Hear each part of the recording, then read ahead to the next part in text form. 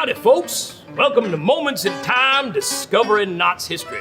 We're mighty happy to have you with us here today on our 100th anniversary celebration and such. And, well, as you're wandering about our fair farm, y'all might happen to notice these bizarre little brands around. Now, if you spot one, reach into your pocket and pull out that bizarre doohickey you always carrying. You know, the one you like to stare into? Well, point it right at that there brand, and oh my word, you're gonna learn a little bit about our fair farm. Ha! And y'all might just have a little fun while you're doing it too. Thanks again for being here today, and oh my word, if you see me in town, be sure and stop by and say howdy.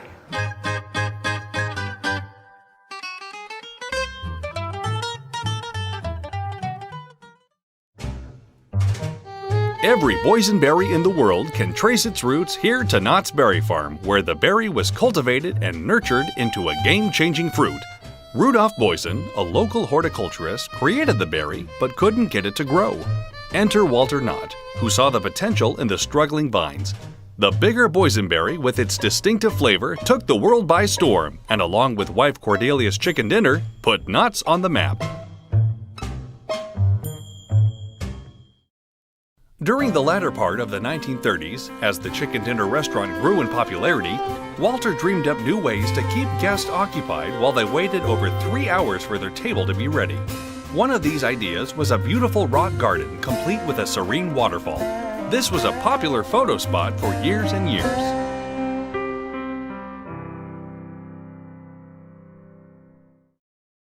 As visitors to the farm browse through the 42 specialty shops, they are likely to encounter other members of the family. The gift shop features fabulous items imported from all over the world. The shop is operated by Virginia Knott Reef-Snyder. Whether you're looking for a souvenir, a gift for the folks back home, or something for your home, you'll find it here.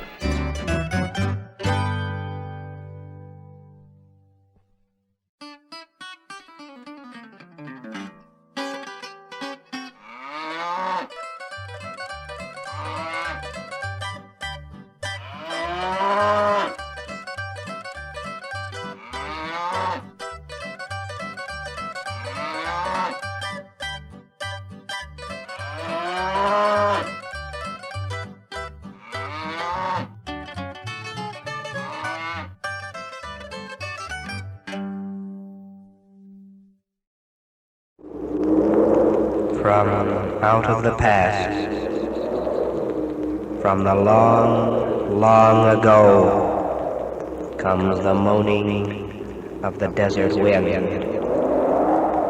and with it comes the story of Ghost Town.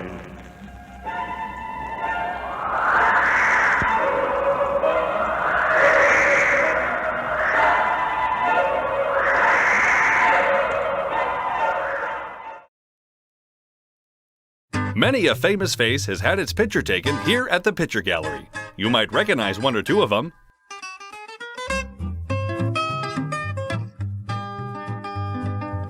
Say cheese! In 1940, Walter Knott opened the first theme park show in America with the Covered Wagon Show, right here in this building. First, we wanted to build a cyclorama out there, kind of as a tribute to my mother, who came west in covered wagons, and my grandmother, but also to that whole period, that great movement west that came along in the 49s to the 60s, till the railroads came in 69. And it was a stirring period, a period of people that went through great hardships, and yet they accomplished a very great deal. And we wanted to picture that a little bit, and that was why we started Ghost Town.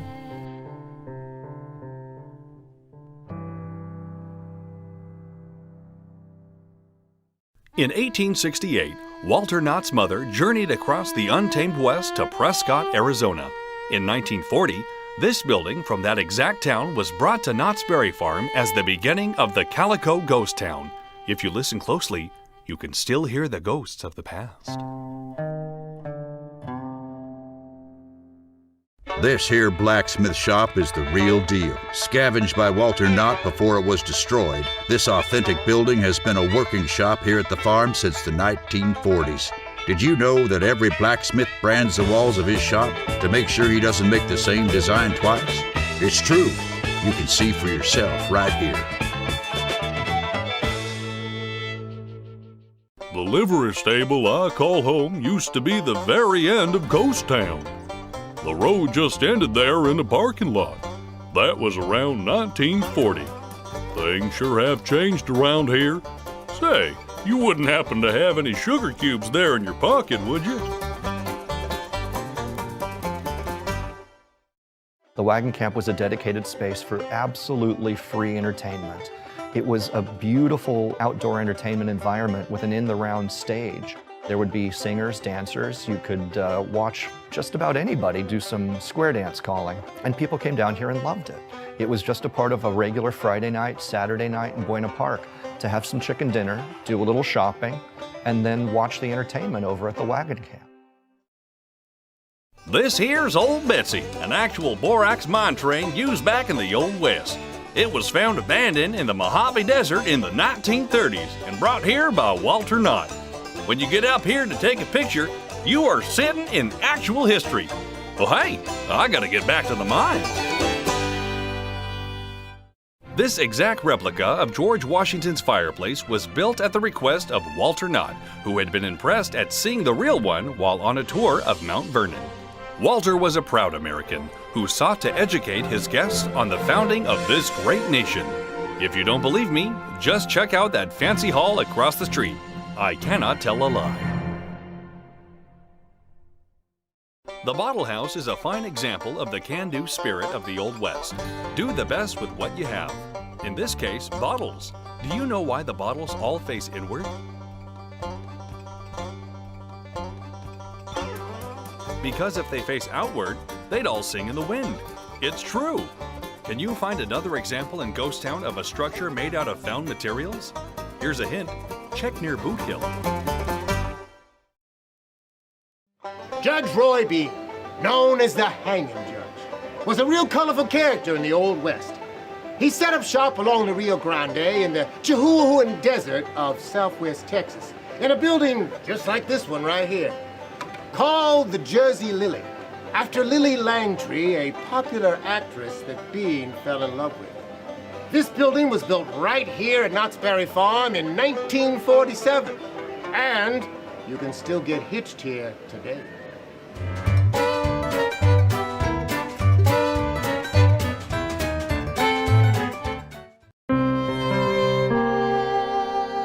Hey, you varmint! Who, me? Yeah, you. Well, what do you want? I want to know how long you've been sitting there. Well, since 1947, same as you. Oh, right. Now smile for a picture. I am smiling.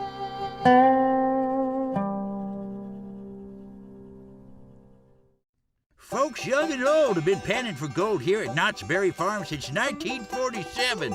It might have moved around over the years, but it's right back where it started when Walter Knott himself decided to show everyone what it was like to be a miner 49er in the olden days.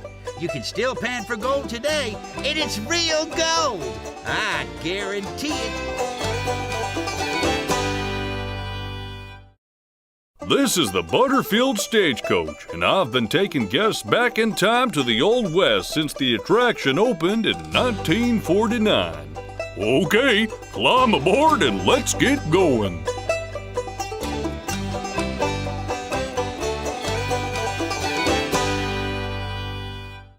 One of the hidden gems of Knott's Berry Farm is California's only active volcano. Built at the request of Walter Knott to hide a water pipe, the volcano erupted every few minutes thanks to the machination of Old Nick, the little devilish character who resided at the volcano's base.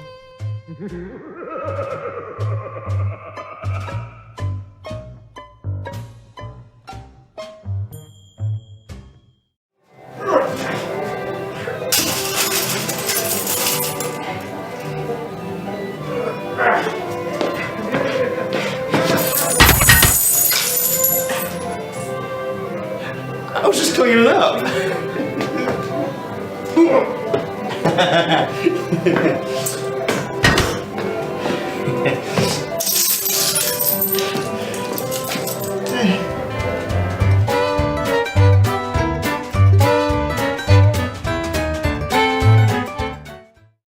belly up to the bar for a sarsaparilla and catch a show at the Calico Saloon. Toes have been tapping here since it opened its swinging doors in 1951.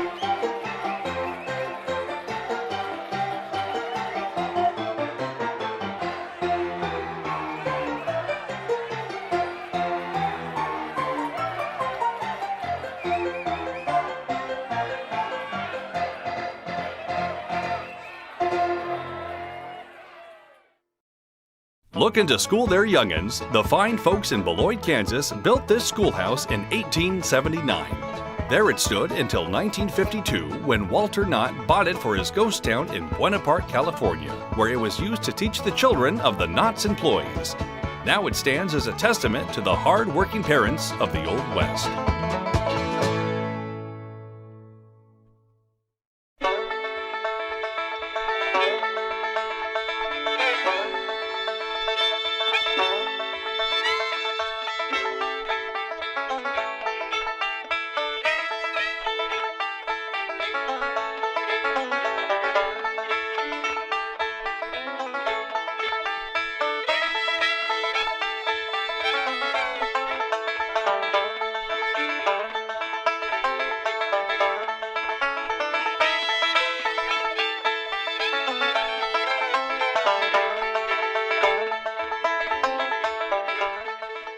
This building was moved here to Knott's Berry Farm in 1952 from Downey, California, where it was the original post office. Before becoming our beloved town hall, this building was Mother Murphy's boarding house Pekin, the Calico Smash Shop, and most notably, Grandma Bott's bonnet shop. How do I look?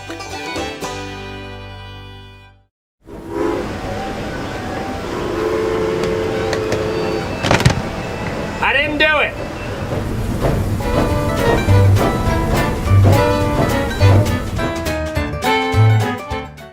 Born in 1875, J. Jim Jeffries was the world heavyweight boxing champion in 1899 when he knocked out Bob Fitzsimmons. He held on to his title until 1910 when he lost to Jack Johnson in a spectacular fight that dazzled the world. This is the barn that Jeffries trained in during the latter part of his career when it was located in Burbank, California. Walter Knott bought the building and moved it to his berry farm after the champ passed away in 1953.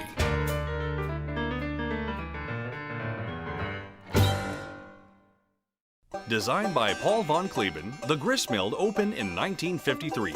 Guests could find stone ground milled by water power with a historic grinding stone obtained by Walter Knott in Yuba City, California. Walter Knott himself was a frequent customer and purchased stone ground oatmeal to make his breakfast.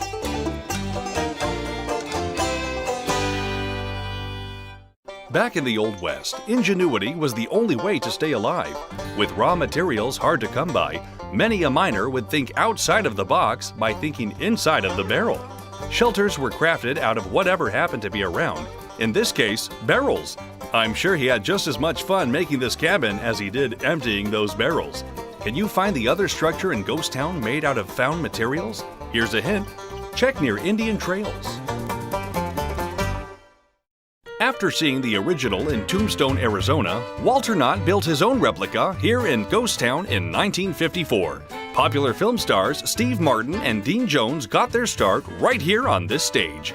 The Birdcage Theater became the longest-running melodrama showplace in the world until it closed its doors in 1997. Get your seats, the show's about to start. Well, was you expecting Buffalo Bill? Sorry, it's just me, Cornwall Armpit. You know, a day or so ago, a fine little lady stopped by, and she was kind of fidgeting all the time. And then it come to me. You know, she had to go, too. So, being a real gent, I invited her in. Well, after all, you can see it's a two-holer. And you know something? She refused me. Now, some folks just ain't got no manners.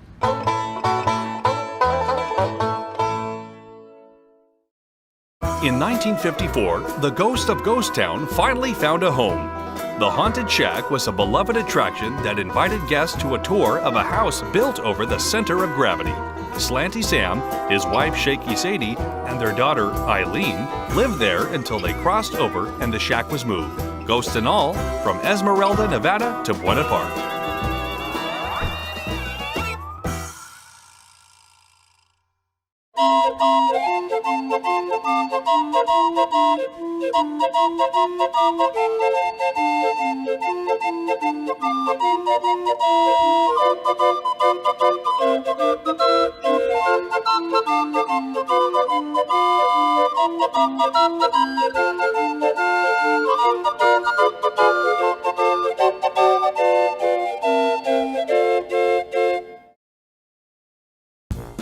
Boy, am I dizzy from going around and around on this 1896 Denzel Menagerie merry-go-round.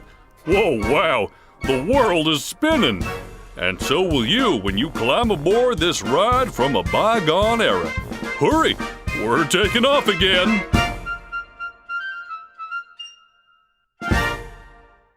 In 1956, Knott's Berry Farm expanded and installed the Missions, a tribute to early settlers of California who brought goodwill and fellowship to the untamed West. The Missions were on display until the 1990s. Happily, woodcarver Bob Weir, a Knott's treasure, has meticulously restored each scale model to a better than opening day condition, and they are proudly back on display in the park.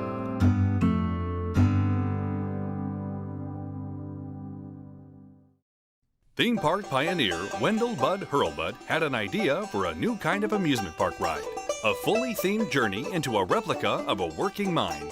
Opening in November of 1960, the Calico Mine Ride was the most immersive ride ever created up until that point.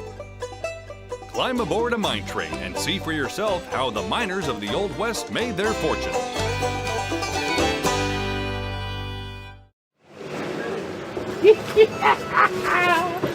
Money in the... This ain't what it looks like, I swear.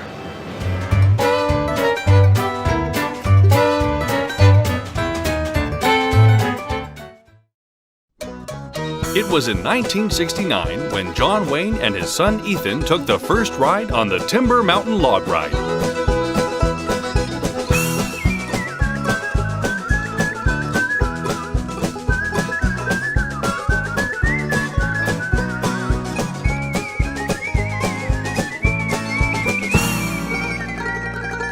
It was quite the ride then, and it's quite the ride now. Pilgrim?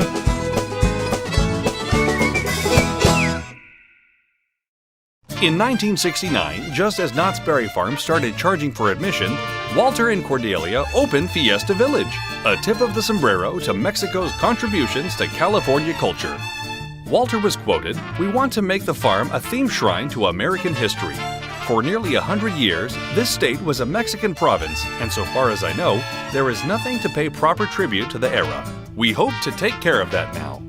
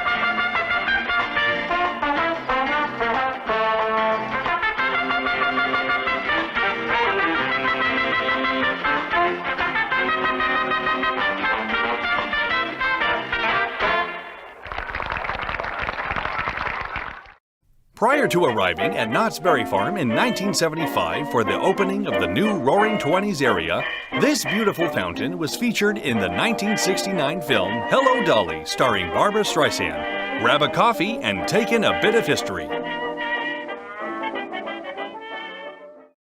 1975 saw the farm's biggest expansion yet with the creation of the Roaring Twenties. With multiple new attractions, including the world's first 360-degree looping roller coaster, the Corkscrew, Knott's had arrived as a must-visit theme park in Southern California. You, and you. I said you. You, my friends, are in for the time of your lives, because Knott's Berry Farm's old-time adventures are waiting for you. They're new! I say there's a whole new park going on. There's a whole new park going on. There's new thrills and rides and thrills waiting for you at Knott's Berry Farm. There's a whole new park going on.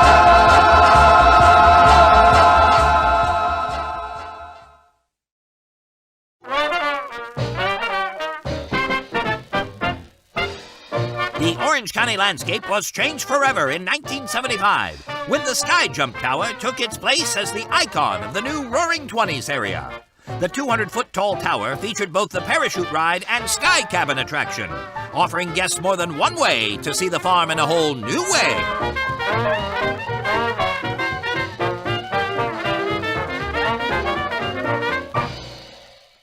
Knott's Berry Farm ushered in the 80s with this classic attraction. Jump in a wacky soapbox racer for a pulse-pounding journey to Catnip Junction and back. But watch out for Seymour Dutt's Fireworks Factory. It's a blast! So what happened when Charles Schultz and Snoopy walked onto the scene? Knott's became even more fun than ever before, and that's why Knott's asked Snoopy to stay all summer. But it took a little convincing. First, he had to drive the train. Then, he had to have his own stagecoach where he could ride with all his friends. But the clincher was the dance lessons. That's Snoopy. He's Joe Cool, all right. And that's when they started building Snoopy his very own camp. It's Camp Snoopy, and ground has already been broken. I'm working on my time machine. Dateline, 1987. Knott's Berry Farm stuns the theme park world with the discovery of time travel. Professor Wells says he can travel back to the time of the dinosaurs. But can he get back? That's the question. You must turn back. Turn back!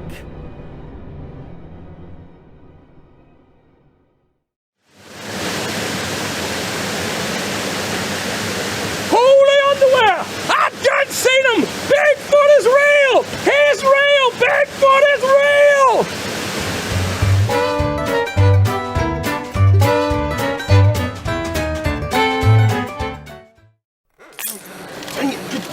What you looking at? Haven't you ever seen the... Oh, this? This is mine, yeah. I'm just, I found it and I'm gonna go deposit it in my safety deposit. Listen, just help me out, please.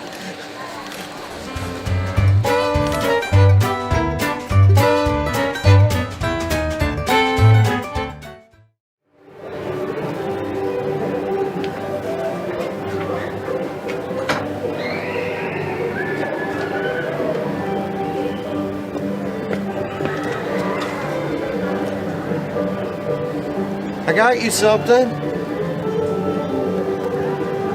Happy anniversary, sweetheart.